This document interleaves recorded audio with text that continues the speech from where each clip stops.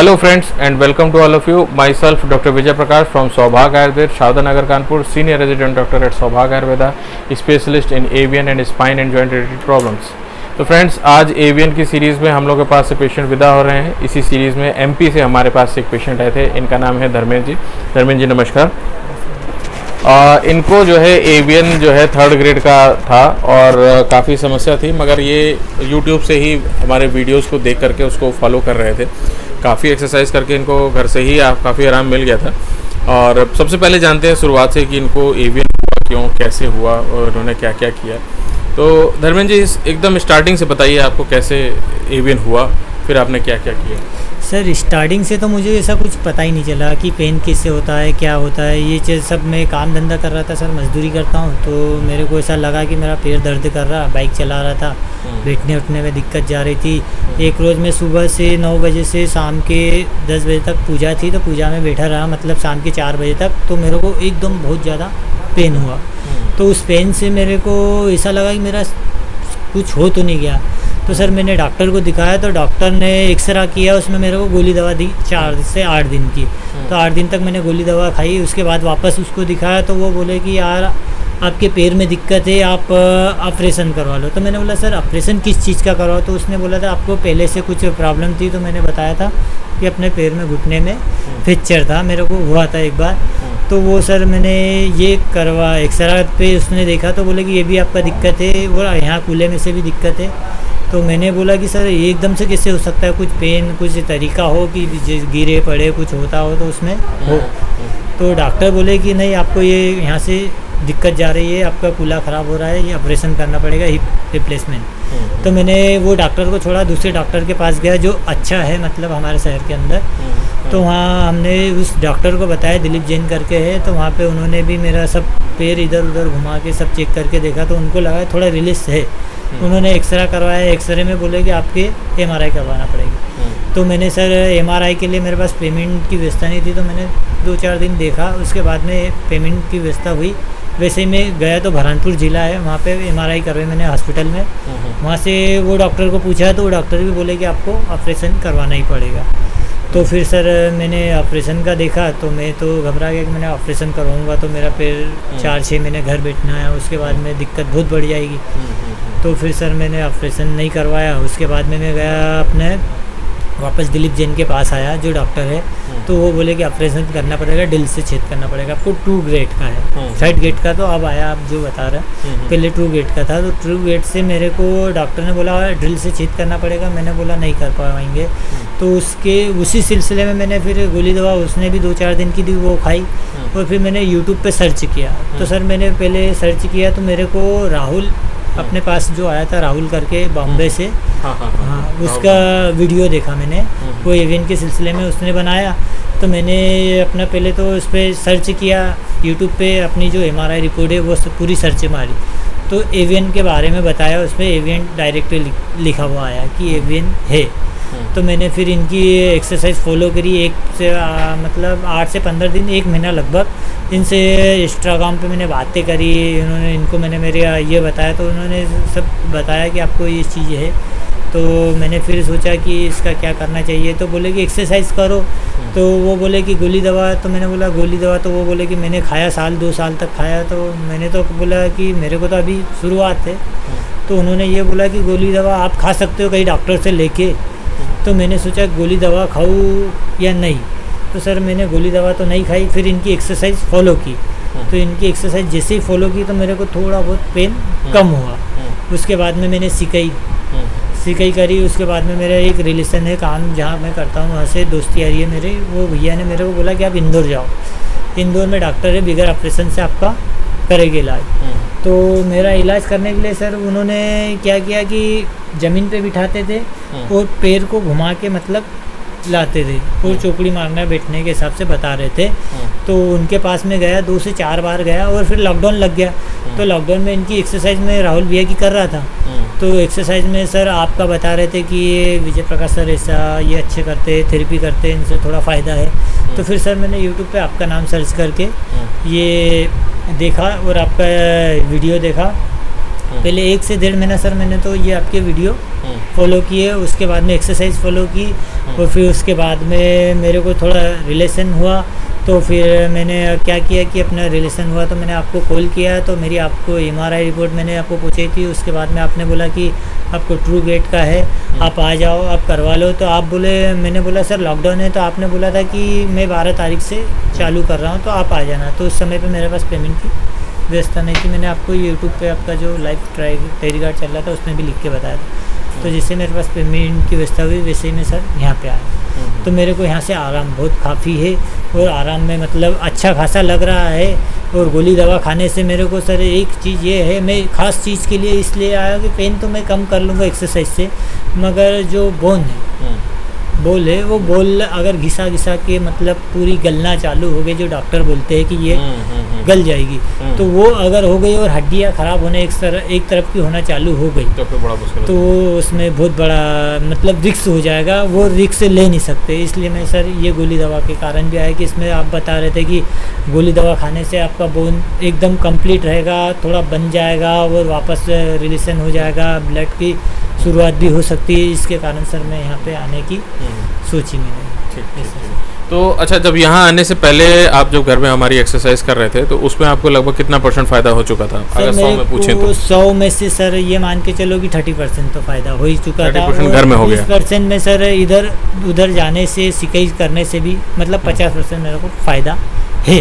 अभी भी 50% है, 50% बाकी है, जिसमें मेरे को लंगड़ाहट है और कूल्हे में कट कट की आवाज़ आती है, घुटने में कट कट की आवाज़ आती है, पैरों में तो हाथ पैरों में मतलब जैसी जकड़न सी रहती है। ये अच्छा, किस किस चीज़ में आराम है? जैसे चलने में, फिरने में, जो आपने नोटिस किया? फिरने में इसमें थोड़ा आराम तो लगा है। ठीक है। ये मान के चलो कि 50% आराम है, तो उसमें 30% आपका है, 20% मैंने खुद अपनी थोड़ी मेहनत के कवर किया। सोते समय कोई दिक्कत किसी से? सोते समय सर कोई दिक्कत नहीं है। इससे सोते समय अगर मेरे को पेन होता भी है तो मैं घर पे अपना एक जो गाँव के हिसाब से होता है सिकाई का वो करता है, तो उससे पेन बहुत कम होता है। जैसे मैंने आपको बताया था कि मेरे को, मैं ज़मीन पे बैठा तो मेरे घर में पूजा थी, तो मैं 4 बजे तक, तो सर उसमें क्या था कि मेरे को पेन इतना ख़तरनाक हुआ था कि सर मैं सो नहीं पा रहा था। तो मैंने फिर घर में ये सिकाई के थोड़ी करी, तो उससे मेरे को रिलैक्स हुआ और सो पाया मैं सर। नहीं तो मैं 12-1 बजे तक। अच्छा, जैसे चेयर से उठने में, चलने में कोई दिक्कत तो नहीं होती? होती है सर उसमें। जैसे चेयर से उठोगे ना तो कट कट की आवाज़ आएगी, और बैठे रहोगे ना